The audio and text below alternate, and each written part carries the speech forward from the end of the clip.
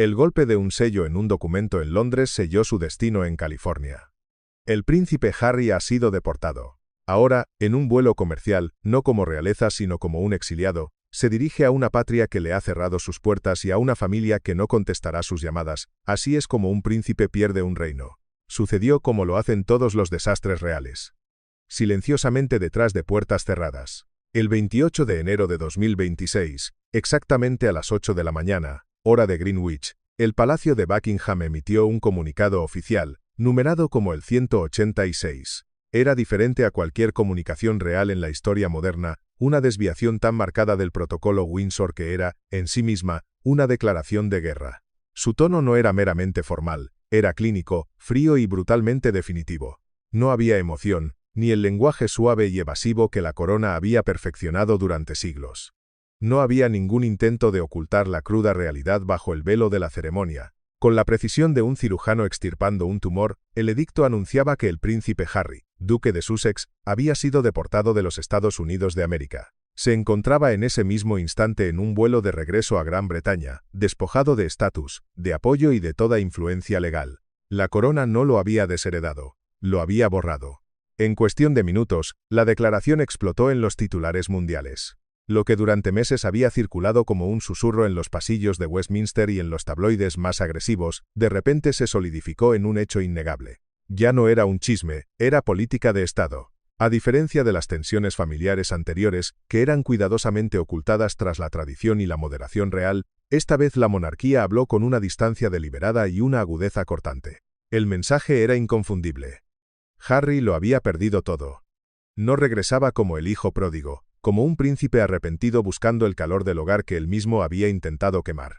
Regresaba como un problema que necesitaba ser contenido, una amenaza que debía ser gestionada. La institución que una vez representó, y que luego atacó con una ferocidad que conmocionó al mundo, ahora lo trataba no como parte de la familia, sino como un asunto de seguridad nacional.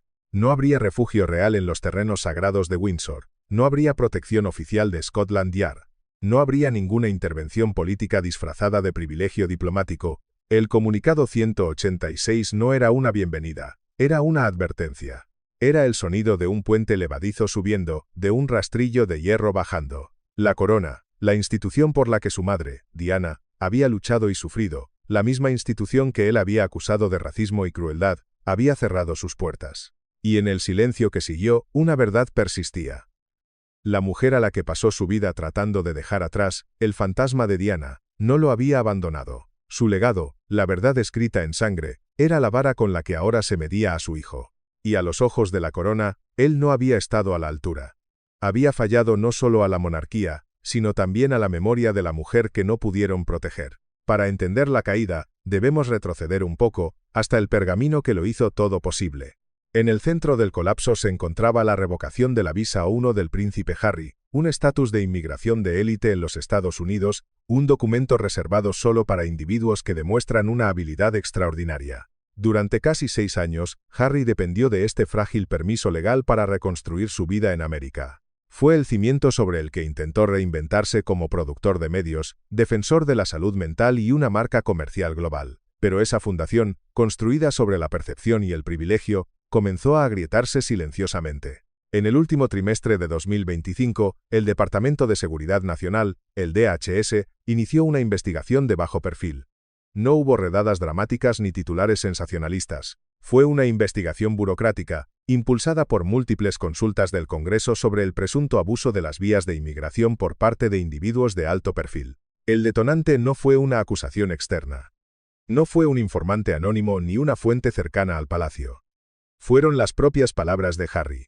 En sus memorias de 2023, Spare, el libro que pretendía ser su liberación, admitió abiertamente un consumo de drogas a largo plazo, incluyendo cocaína, hongos alucinógenos y marihuana. Describió estas experiencias con un detalle crudo, abarcando desde su adolescencia hasta bien entrada su vida adulta. En el momento de la publicación, muchos elogiaron estas admisiones como honestas, valientes y curativas, pero para los funcionarios de inmigración de los Estados Unidos tenían un significado muy diferente. No eran actos de catarsis, eran confesiones formales. Bajo la sección 212A de la Ley de Inmigración y Nacionalidad, cualquier ciudadano extranjero que admita haber violado las leyes sobre sustancias controladas puede ser considerado inadmisible o deportable, incluso sin una condena penal. Para los titulares de una visa O1, el listón es aún más alto. A finales de noviembre de 2025, los tres pilares que sostenían su estatus en Estados Unidos se habían derrumbado. Netflix, el gigante del streaming que le había otorgado un contrato millonario, cortó su relación citando falta de productividad. Spotify, la plataforma de audio que albergaba el podcast de Meghan, entró en un amargo arbitraje. Su agencia de talentos, WME, se negó discretamente a renovar la representación conjunta de la pareja, una señal inequívoca de que su valor comercial se había desplomado. Su productora, Archewell, se sumió en la incertidumbre. Y lo más perjudicial de todo, ninguna entidad legal estaba dispuesta a patrocinar la renovación de la visa de Harry. Sin un patrocinador, su estatus migratorio se deshizo por completo. La verdad escrita con la tinta de su propio libro no solo había herido a su familia, se había convertido en la orden legal de su propia expulsión. El 10 de enero de 2026, el final comenzó oficialmente. El DHS emitió una notificación de comparecencia, conocida como NTA. No era una solicitud, sino una orden civil de expulsión. Le daba a Harry 10 días hábiles para abandonar el país voluntariamente o enfrentar un proceso de deportación completo. Las apelaciones fueron presentadas y rechazadas con una eficiencia burocrática escalofriante. Se intentó ejercer influencia política a través de canales secundarios en Washington, pero fracasó. Las mociones legales de emergencia, presentadas a altas horas de la noche por un equipo de abogados desesperados, no llegaron a ninguna parte. El tiempo se había agotado. Poco después de la medianoche del 26 de enero, el príncipe Harry, duque de Sussex, abordó un vuelo comercial de British Airways bajo escolta diplomática, un último vestigio de cortesía para un hombre que lo había perdido todo. El simbolismo era desolador, una escena que ningún guionista real se habría atrevido a escribir. El hombre que una vez caminó detrás del ataúd de su madre, Diana, bajo la intensa protección global, el niño príncipe cuyo dolor fue transmitido a miles de millones de pantallas, ahora era procesado como un civil ordinario, un extranjero indeseable. Ocupó el asiento 2A en el vuelo BA 268 desde el aeropuerto LAX de Los Ángeles a Heathrow. No había un jet privado esperando en una pista aislada. No había una exención real que lo sacara de las formalidades. Solo un procedimiento, frío y burocrático, que señalaba no solo su salida de un país, sino su expulsión de la élite mundial. Esta salida forzada no fue solo un asunto legal, fue el resultado de un colapso total de su sistema de apoyo. Testigos en el aeropuerto de LAX relataron más tarde a los medios que lo vieron llegar en un sub negro alquilado. Parecía cansado, sin afeitar, oculto bajo una gorra de béisbol y una sudadera gris, un uniforme de anonimato que ya no funcionaba. Llevaba solo una maleta y no tenía personal con él. Hizo la fila regular de seguridad, se quitó los zapatos, declaró que no llevaba nada de valor, y no calificó para ningún salón privado. A su alrededor, las cámaras de los teléfonos móviles captaban su humillación. Los directos de TikTok aparecían instantáneamente. La noticia de su caída se difundía en tiempo real. Se escuchó a una mujer susurrar. «Ese es el príncipe». Otra, de pie a su lado, respondió en voz baja, pero con una finalidad cruel: «Ya no». El fénix no renacía de sus cenizas, simplemente caía, en un vuelo transatlántico de 8 horas hacia un futuro incierto, y una patria que ya no lo reconocía como propio. La corona se había asegurado de que no hubiera un hogar al que regresar. Mientras Harry estaba en el aire, suspendido entre dos mundos que ya no lo querían, el último pilar de su vida americana se derrumbaba. La mansión de Montecito, una vez declarada un santuario personal y un símbolo deslumbrante de su nueva libertad, se había convertido en una trampa financiera. Las puertas que se cerraron a los paparazzi ahora se estaban cerrando para sus propios dueños. El 26 de enero de 2026, mientras Harry se preparaba para su exilio forzado, un sobre blanco con el sello de First Republic Bank, ahora una subsidiaria de JP Morgan, llegó a la garita de seguridad de la propiedad. No era una invitación ni una carta de negocios. Dentro estaba el golpe final al sueño californiano, una notificación de ejecución hipotecaria aprobada por el Tribunal del Condado de Santa Bárbara. La propiedad, comprada en el verano de 2020 por $14.65 millones con un préstamo de 9.5 millones, había entrado en preejecución el 8 de enero, tras 2 pagos hipotecarios consecutivos incumplidos. Los informes judiciales, obtenidos primero por el Los Angeles Times, pintaban un cuadro sombrío. Con los ingresos activos en Estados Unidos prácticamente nulos, sin un patrocinador de visa y con crecientes responsabilidades civiles, la situación se había vuelto insostenible. El castillo que construyeron para mantenerse a salvo del mundo exterior no podía protegerlos de sus propias finanzas. Entre las deudas se estimaba una cifra asombrosa de $3.6 millones adeudados a Tyler Perry, el benefactor que inicialmente les proporcionó refugio y seguridad por servicios privados y transporte no pagados. El dinero se había acabado.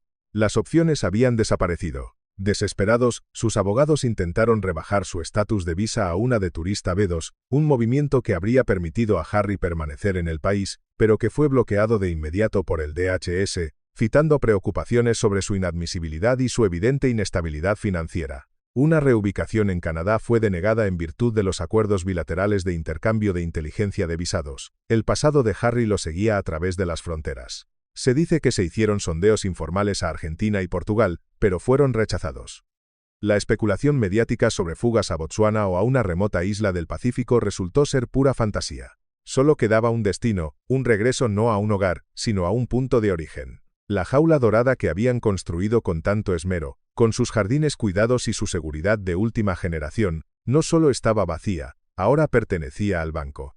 El sueño de una vida de privacidad y propósito se había ejecutado hipotecariamente. Mientras el drama de Harry se desarrollaba públicamente en las terminales de los aeropuertos y en los tribunales de California, una estrategia silenciosa y mucho más calculada se activaba en las sombras del Palacio de Buckingham. Su nombre en clave, según susurros desde Windsor hasta Westminster, era Operación Irongate, creada y dirigida por el príncipe William, con el firme y pragmático apoyo de la princesa Ana. No era un plan de bienvenida. Era un procedimiento de contención de daños.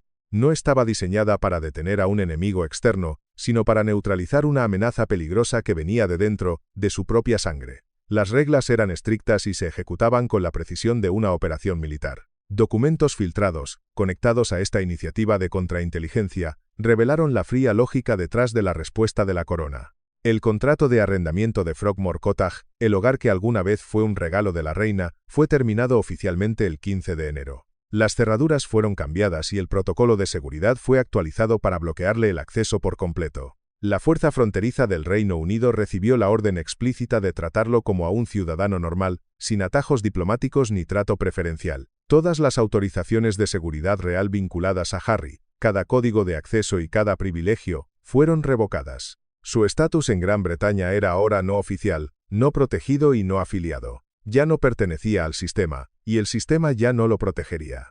El objetivo era simple, y brutalmente claro, no darle la bienvenida a Harry, sino controlar la situación, gestionar el riesgo y proteger la monarquía a toda costa. No se trataba de una disputa familiar, era una violación del protocolo de la corona, y la corona estaba respondiendo. El mensaje era inconfundible. Había cruzado una línea de la que no había retorno. No se trataba solo de cerrar una puerta, se trataba de reforzarla, de ponerle un cerrojo de hierro y de asegurarse de que el mundo entendiera que la institución era más importante que el individuo, incluso si ese individuo era un hijo y un hermano. La monarquía se estaba realineando, no por la fuerza, sino por la historia, por la sangre, por la supervivencia. Y en esta nueva configuración, Harry no tenía cabida. El aire en Londres era frío, pesado y húmedo. Una lluvia fina y persistente, más una advertencia que una bienvenida, empapaba el asfalto de las pistas de Heathrow.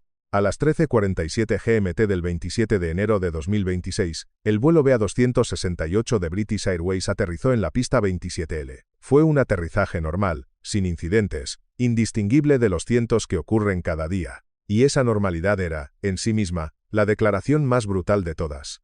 No había diplomáticos esperando en la puerta del avión. No había un discreto equipo de seguridad real listo para escoltarlo. Ningún jaguar negro oficial de la flota de Windsor aguardaba discretamente en una zona restringida. El príncipe Harry no regresaba como un príncipe.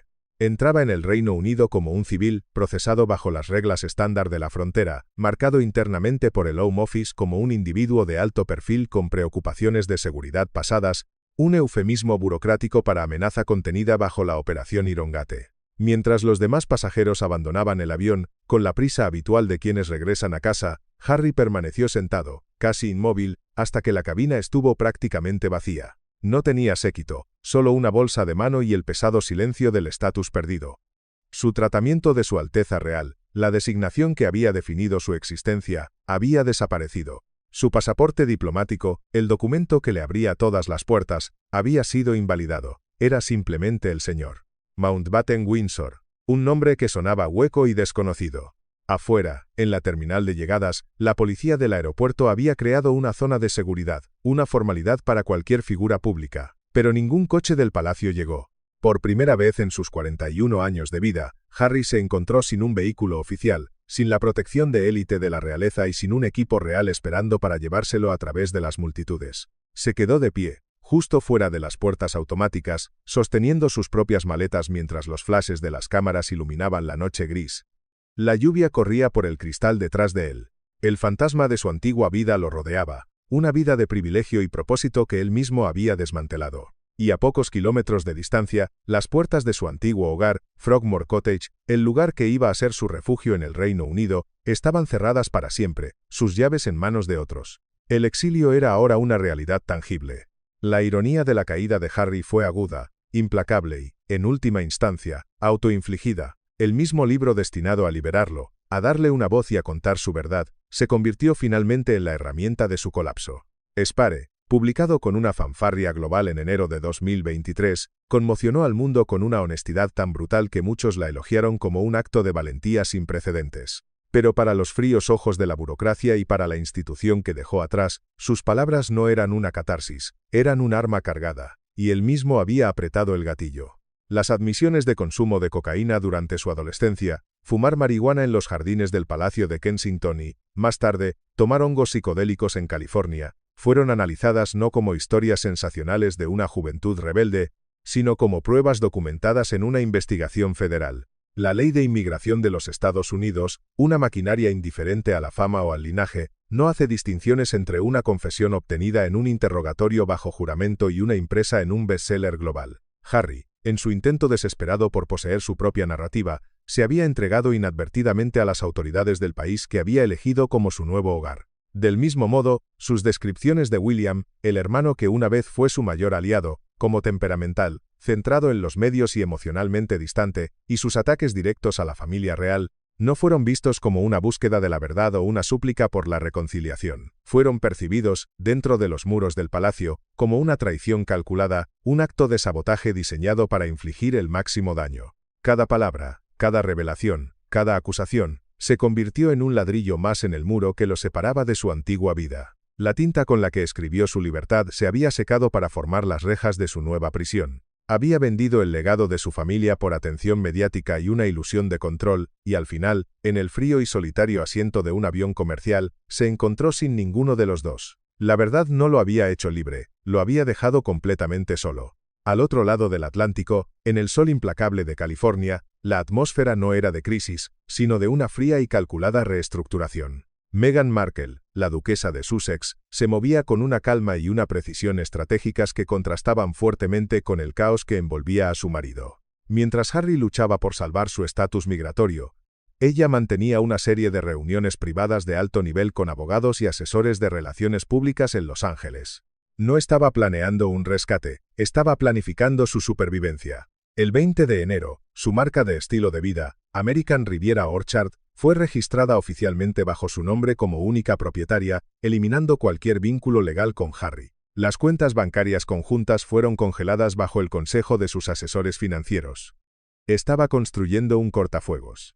Según fuentes cercanas a la pareja, la última noche que pasaron juntos en la mansión de Montecito, cuando un Harry visiblemente conmocionado entró en el dormitorio principal con una maleta y le dijo desesperado que tenían que irse esa misma noche, que el banco iba a tomar la propiedad, la respuesta de Meghan fue firme, serena y absolutamente demoledora. Se dice que se quedó de pie junto a la ventana, observando los helicópteros de los paparazzi que sobrevolaban la finca, y dijo con una calma escalofriante, «No.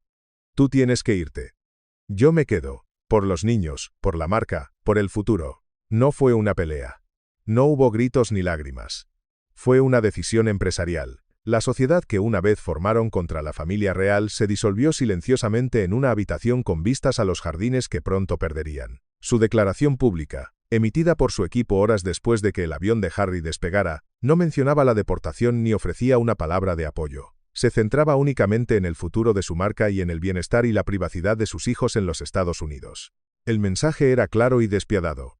Meghan no estaba abandonando un barco que se hundía. Estaba zarpando con determinación en su propio bote salvavidas, dejando atrás a un pasajero que se había convertido en un lastre para sus ambiciones. La reina de su nuevo mundo había decidido que su rey ya no era necesario. De pie bajo la lluvia incesante de Heathrow, Harry hizo la única llamada que creía que todavía importaba. No llamó a un asistente. No llamó a un abogado. Llamó a su padre. A las 13:58 GMT, a pocos kilómetros de distancia, dentro de los muros históricos de Clarence House, un teléfono forrado en cuero vibró sobre un escritorio de madera pulida. La pantalla iluminó el número privado de Harry. El rey Carlos estaba sentado en su estudio, rodeado por los fantasmas de la historia de la corona, los mismos fantasmas que su hijo había intentado exorcizar públicamente. En ese momento, se enfrentó a una elección imposible, su deber como rey o su instinto como padre. Su dedo se cernió sobre el botón de respuesta. Una parte de él, el padre que había caminado con sus dos hijos detrás del ataúd de su madre, quería contestar. La otra parte, el monarca que había jurado proteger la institución, le advertía que no lo hiciera. Entonces, una figura emergió de las sombras de la habitación. Era el príncipe William, el príncipe de Gales, el heredero.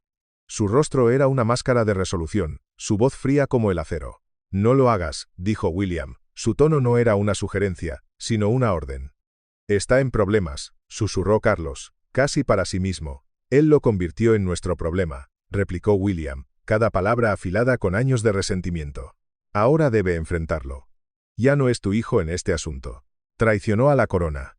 Vendió el legado de nuestra familia por dinero y atención. Intentó destruirnos, y ahora, cuando lo ha perdido todo, ¿quiere ayuda?». El teléfono volvió a sonar, un lamento electrónico en el silencio tenso de la habitación. «No negociamos con terroristas», dijo William con firmeza, recordándole a su padre las mismas palabras que se habían utilizado en las directivas clasificadas de la Operación Irongate. El rey no dijo nada. El peso de la corona se asentó sobre él, aplastando al padre que había debajo. Dejó que el teléfono sonara, una y otra vez, hasta que finalmente se detuvo. La llamada pasó al buzón de voz. En ese instante, otra puerta entre padre e hijo se cerró silenciosamente para siempre. El muro de la institución, reforzado por el nuevo guardián de la corona, había demostrado ser más fuerte que los lazos de sangre. Sin ningún lugar a donde ir, y con el eco de un teléfono sin respuesta todavía resonando en sus oídos, Harry hizo lo que cualquier londinense anónimo haría.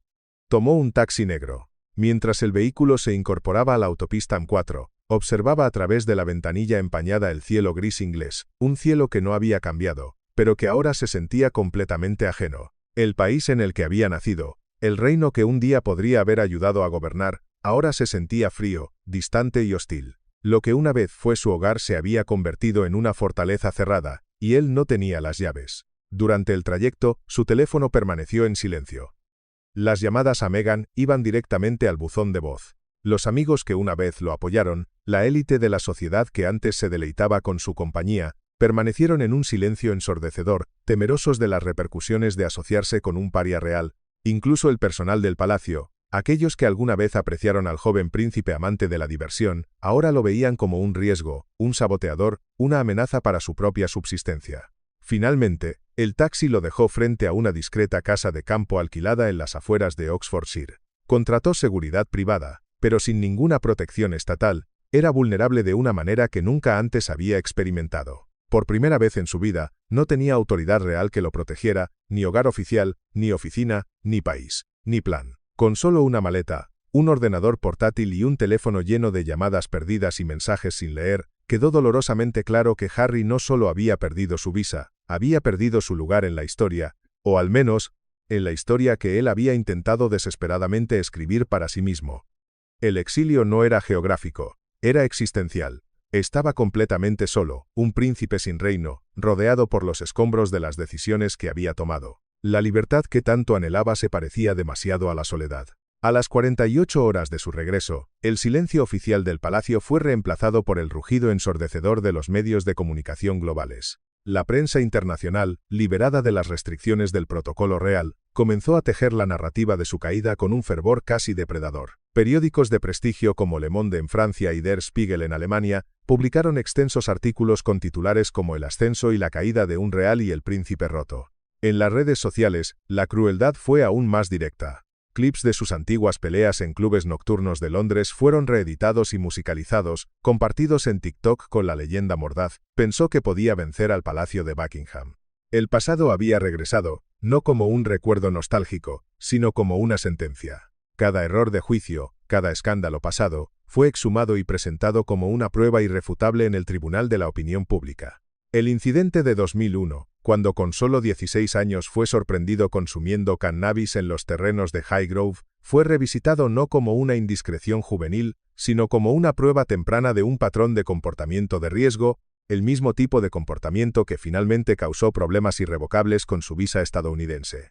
La infame controversia de 2005, cuando fue fotografiado en una fiesta de disfraces en Wiltshire con un brazalete nazi y una sonrisa despreocupada, ya no se veía como una broma de mal gusto. Ahora se enmarcaba como una señal de advertencia de una rebelión sin control, una arrogancia que lo llevaría a desafiar a una institución mucho más poderosa que él. Cada error pasado fue meticulosamente desenterrado y presentado como un peldaño en la escalera que lo llevó a su inevitable deportación. La historia que él había intentado controlar con tanto esfuerzo, la narrativa que había pagado millones para construir, ahora era contada por otros. Y en su versión, él no era la víctima de un sistema cruel, sino el arquitecto de su propia y espectacular destrucción. El eco de sus propias acciones se había vuelto ensordecedor, ahogando cualquier posibilidad de simpatía. Dentro de los muros del Palacio de Buckingham y el Palacio de Kensington, la situación pasó rápidamente de una contención silenciosa a una defensa activa. El príncipe William, según una fuente cercana a su círculo íntimo, estaba furioso,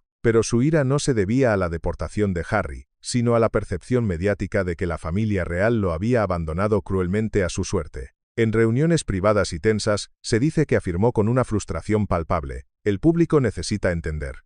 Lo intentamos todo. Yo lo intenté todo, y él convirtió cada gesto, cada rama de olivo, en un arma contra nosotros. Su ira era profundamente personal, arraigada en un sentimiento de traición que iba más allá del deber institucional. Le había rogado a Harry, como hermano, que no publicara Spare.